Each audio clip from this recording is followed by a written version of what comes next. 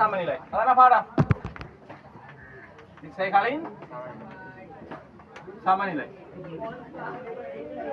இந்த பாடத்துல வந்து நாங்கள் ரெண்டு விஷயம் பார்க்க போறோம். கொண்டு வந்து பாத்தீங்கன்னா இரண்டு விசைதாக்கி ஒரு பொருள் சமநிலையில் இருக்கிறது, அது படிக்க போறோம். இது இரண்டு விசைதாக்கி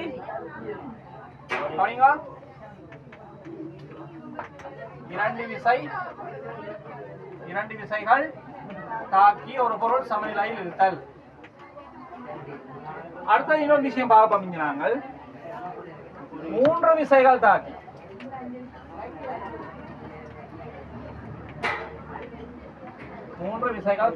ஒரு பொருள் சமநிலையில் இருக்கிறது. அப்ப ரெண்டு விசை ஆக்கி ஒரு பொருள் சமநிலையில் இருக்கிறது பார்க்க போறோம். அடுத்தது மூன்று விசை ஆக்கி ஒரு பொருள் சமநிலையில் இருக்கிறது இந்த பாடத்துக்கு நாங்க பார்க்க போறோம். சரி, அதுக்கு முதல் ஒரு ஜெனரலா சொல்லுங்க பார்ப்போம். ஒரு பொருள் ஓய்வில இருக்குதுன்னு சொன்னா என்ன அர்த்தம்? ஒரு பொருள் ஓய்வில் இருக்குன்னு என்ன அர்த்தம்? விசை வழங்கப்பட வேண்டிய பொருள் இயங்க. ரைட், ஓய்வில் இருக்குன்னு என்ன அர்த்தம்? பொருள் இயங்க. சரி, ஓய்வில் இருக்குன்னா என்ன அர்த்தம்? விசைகள் சம்பந்தப்பட்டு சொல்லுவாங்க. ஓய்வில் இருக்குன்னா என்ன அர்த்தம்? அங்க தாக்குற விளையில் விசை பூஜ்ஜியம். ஒரு பொருள்ல விளையில் விசை பூஜ்ஜியமா இருந்தாக்க அந்த பொருள் என்ன ஓய்வில் இருக்கு. ரைட், அது ஓய்வில் இருக்குன்னு சொன்னா அங்க தாக்குற விளையில் விசை பூஜ்ஜியமா இருக்கு. விளங்கானே? உதாரணத்துக்கு வந்து பாத்தீங்கன்னு சொன்னால் அந்த நான் உங்களுக்கு விளைவில் விசை படிப்பீங்க சொன்ன அந்த கைவிழுத்தல் போட்டி செஞ்சு அமைச்சுக்கொள்ளுவோம். ஒரு பக்கம் கைவில் இருக்கிற ஆக்கள் எல்லாரும் சேர்ந்து ஒரு 100 நியூட்டன் கொடுத்துருக்கிறான். மற்ற சைட்ல இருக்கிற ஆக்களும் 100 நியூட்டன் கொடுத்துருக்கிறான். என்ன செய்யும் அந்த கயிறு? அப்படியே நிக்கும், போவாது. ஏன்? அங்க விளைவில் விசை என்னவா இருக்குது? பூஜ்ஜியம். விளைவில் விசை என்னவா இருக்கு? பூஜ்ஜியமா இருக்குது. சரிதானே? ரைட். அப்ப இங்க பார், இப்ப இது ஒரு மேசை. ரைட், இது ஒரு மேசை. இந்த கவனிங்க, இது ஒரு மேசை. இந்த மேசைக்கு மேல ஒரு த்ரோல்லி ஒன்று வைக்கப்படுறது. சரிதா? த்ரோல்லி. ஒரு த்ரோல்லி ஒன்று வைக்கப்படுறது. இந்த த்ரோல்லிக்கு நான் வந்து இங்கால பக்கம்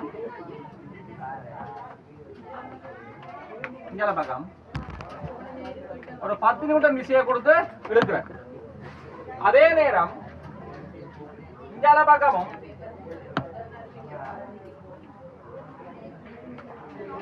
ஒரு 10 நியூட்டன் விசையை கொடுத்து இழுக்கிறேன். இது என்னது? நியூட்டன் ராசி. நியூட்டன் ராசி. இது நியூட்டன் ராசி. ஏன் அங்க சரியா 10 நியூட்டன் தான் விநியோகப்படுறதா பாக்குறதுக்கா? அப்ப இங்கால 10 நியூட்டன் விசை கொடுத்துருக்கோம், இங்கால 10 நியூட்டன் விசை கொடுத்துருக்கோம். சொல்லி என்ன செய்யும்? அதே இடத்த நிக்கும். அப்ப இங்க இந்த பொருள்ல ரெண்டு விசை தாக்குது. இந்த ரெண்டு விசை தாக்கி இந்த பொருள் சமநிலை இருக்குதுன்னு சொன்னா இங்க இருக்க வேண்டிய முதலாவது நிபந்தனை, பூர்ணப்படுத்த வேண்டிய முதலாவது நிபந்தனை என்ன? இரண்டு விசைகளும் பருமனில் சமனாக இருத்தல் வேண்டும். அப்ப இரண்டு விசைகளும்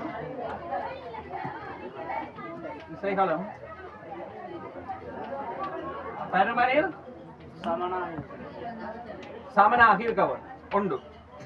ரெண்டாவது வந்து பாத்தீங்கன்னா பருமன் என்ன? 10 நியூட்டன். 10 பருமன் என்ன? ரெண்டாவது வந்து பாத்தீங்கன்னா இப்ப இத வந்து இங்க 10 நியூட்டன் எடுக்கணும். இதே 10 நியூட்டன் தான் இப்படி தாக்கினா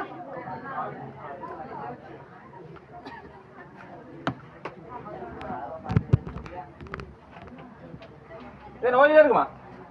இல்ல.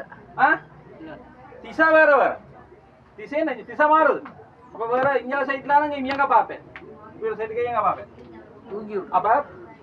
அப்ப இந்த பொருள் சமநிலையில் இருக்கணும் வேண்டாம், ஓய்வில் இருக்கணும் வேண்டாம், பருமங்கள் சமனாக இருக்கணும். அதே நேரம் திசையில எப்படி இருக்கணும்? ரெண்டு விசைகள் திசையில எதிராக இருக்கும்.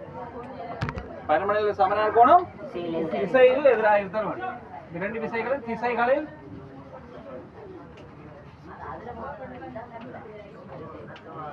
எதிராக இருக்கணும்.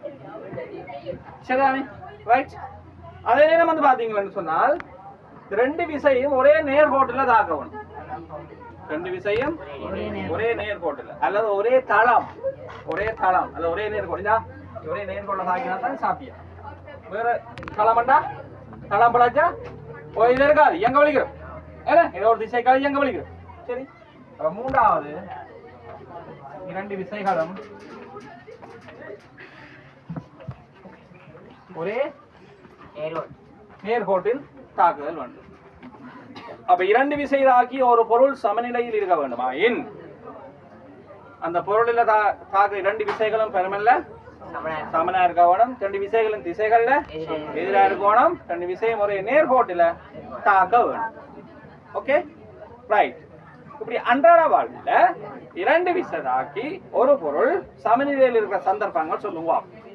மேசை மீது வைக்கப்பட்டிருக்க ஒரு பொருள், மேசை மீது வைக்கப்பட்டிருக்க ஒரு பொருளை தாக்குற விசைகள். மேசை மீது ஒரு பொருள் வைக்கப்பட்டிருக்கா கவனிங்க, கொஞ்சம் பாருங்க.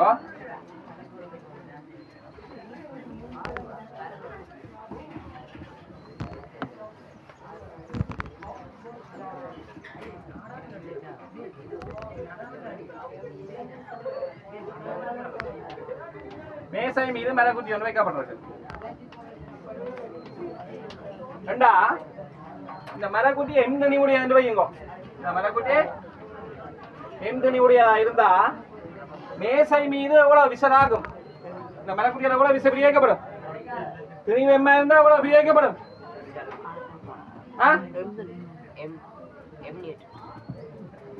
உதாரணத்துக்கு இது 1 கிலோகிராம் இருந்தா மேசை மீது எவ்வளவு பிரியாக்கப்படும்? 10 நியூட்டன் சொல்றீங்க, அது சொல்ல தெரியுதானே? அப்ப 1 கிலோகிராம் இருந்தா 1 கிலோகிராம் இருந்தா 10 நியூட்டன்ன்றீங்க. ஏன்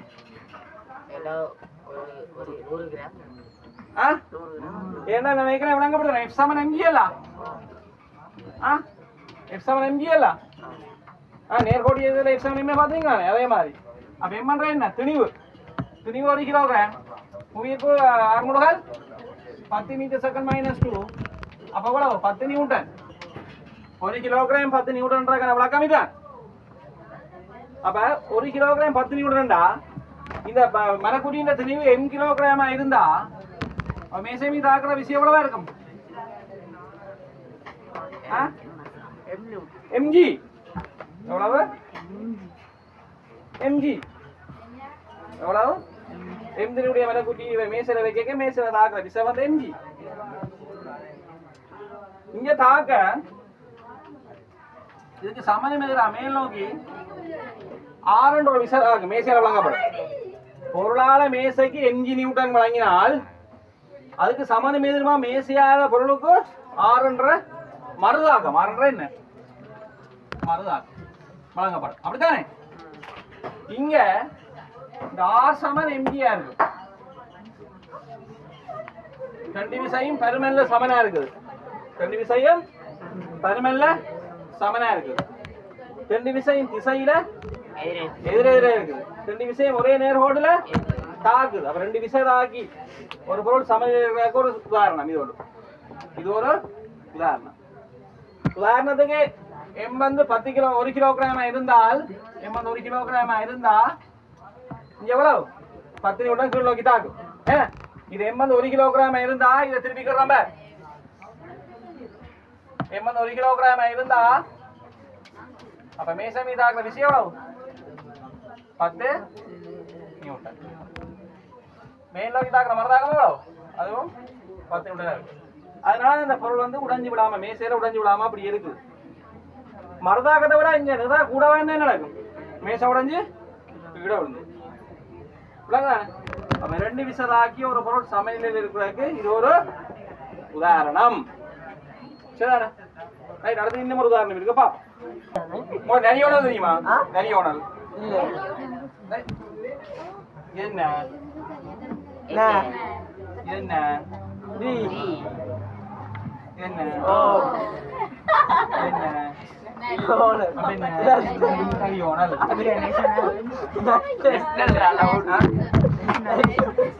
நீங்க எல்லாம்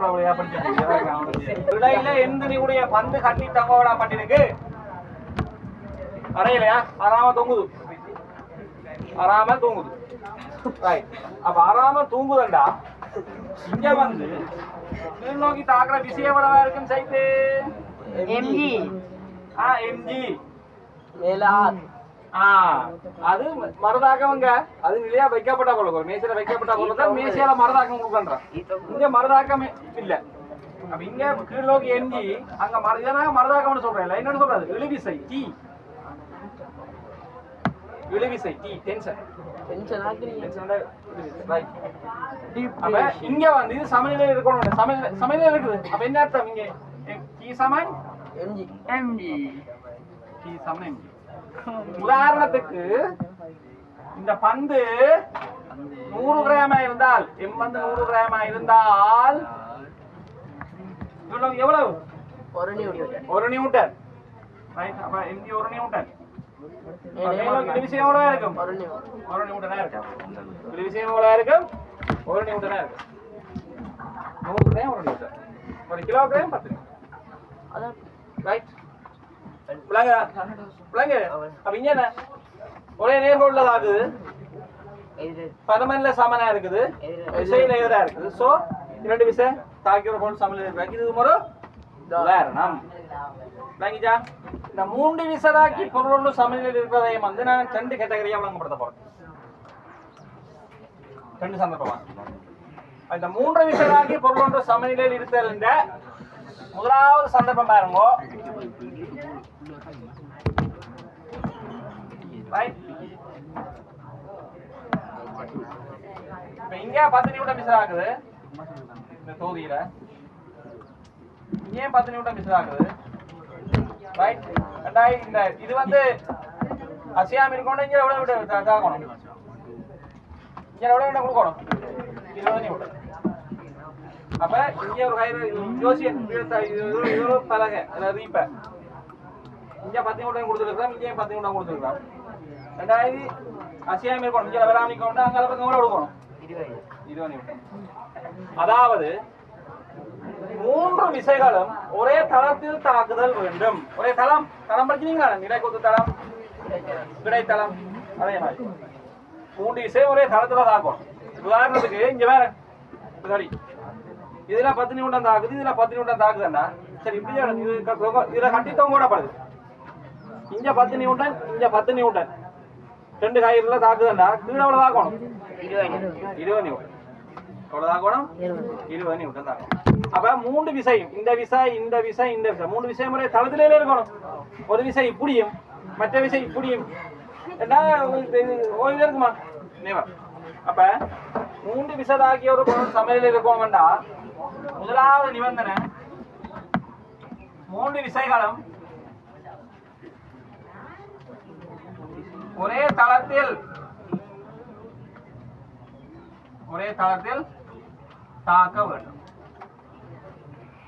ரைட் இரண்டாவது நிபந்தனை என்னன்னா இந்த ரெண்டு விசைகளின் பருமன்றையும் கூட்டுத்தொகை மூன்றாவது விசையின் பருமனுக்கு சமனா இருக்கணும் அதே நேரம் ரெண்டு விசைக்கும் மூன்றாவது விசை திசையில எதிராக இருக்கும் இரண்டு விசைகளின் பருமனின் கூட்டுத்தொகை இரண்டு விசைகளின் பருமனின் கூட்டுத்தொகை மூன்றாவது விசைக்கு பருமன்ல சமனாகவும் திசையில எதிராகவும் இருக்கு அப்ப இரண்டு விசைகளின் பருமன்களின் கூட்டுத்தொகை மூன்றாவது விசைக்கு பருமன் சமனாகவும் திசையில எதிராகவும் தாக்கவும் ரைட் இதுக்கு உதாரணம் என்ன உதாரணம் டியூப் லைட் தொங்க விட்டுருக்கு கட்டி தொங்க வர்றது பாத்துவீங்க டியூப் லைட் கட்டி தொங்க வர்றது இருந்தா நீங்களே பெரிய டியூப் லைட் இந்தா இதுல கட்டி தொங்க விடப்படுறோம் ஐயா தராசு வரும் ரைட் தராசு வரும் டியூப் லைட் இது டியூப் லைட்டா இங்க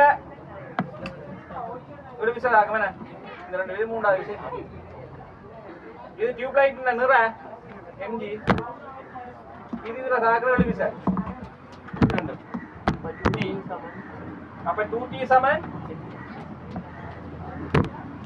mg இருக்கணும் 2t சமம் mg இருக்கும்லங்கடா எந்த நியூ டியூப் லைட் கட்டுக்கங்க விடப்பட்டால் நீங்க தாக்குற விஷயம் ரெண்டு விஷயம் சமனா இருக்கும் இது தெரியும் mg நாங்க இந்த கீழ் நோக்கி தாக்குற விசை mg வந்து இரண்டு கூட்டுத்தொகைக்கு என்னவா இருக்கும் சமனா இருக்கும் அப்ப மூன்று விசை தாக்கி பொருளோட சமநிலையில் இருக்கணும் வேண்டா இருக்கிற நிபந்தனையில முதலாவது நிபந்தனை மூன்று விசை முறை தளத்துல இருக்கணும் இரண்டாவது ரெண்டு விசைகள் இந்த பரமண்ட கூட்டுத்தொகை மூன்றாவது விசைக்கு சமனாகவும் திசையில எதிராகவும் இருக்கணும் அது உண்ட பிரச்சனை ரோடோட விசைமாய கூட அது யோசிப்ப அந்த பாட்டு ஞாபகம் என்ன பாட்டு துண்டா காணும் சரிதானே எதுக்குற நம்மளுக்கு நாய் தான் தெரியும். கற்பனை பண்ணி பாக்குறேன்.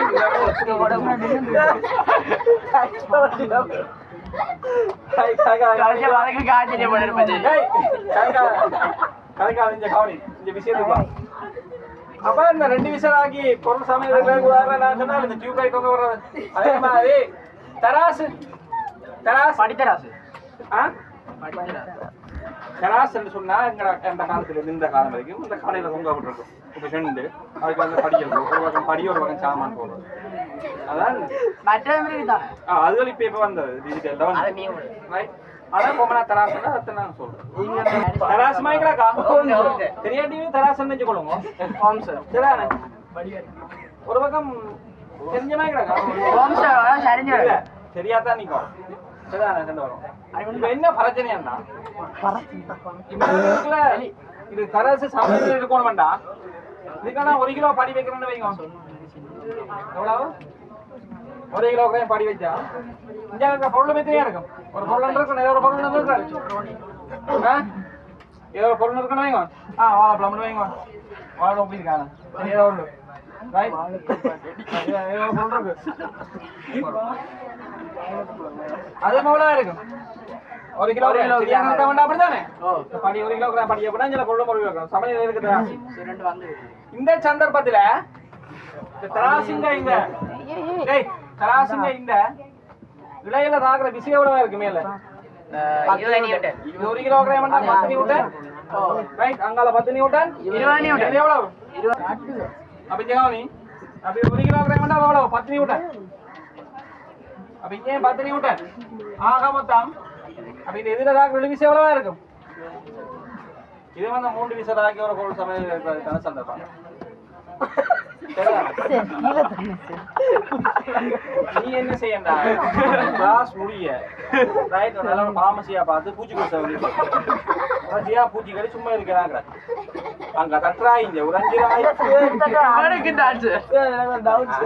3 விசையாக்கி பொருள் சமையல் இருக்கிற 2வது சந்தர்ப்பம் பாருங்க.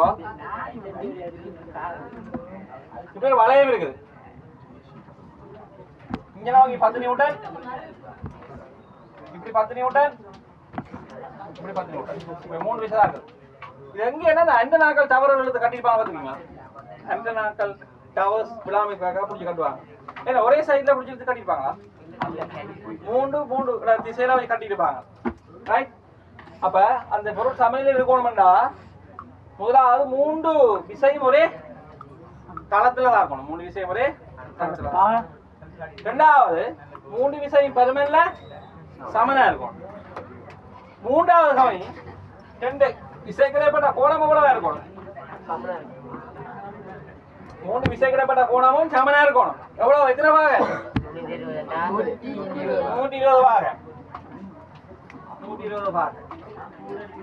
இந்த கோணம் பிளச்சாலும் இது சமநிலையில் இருக்காது.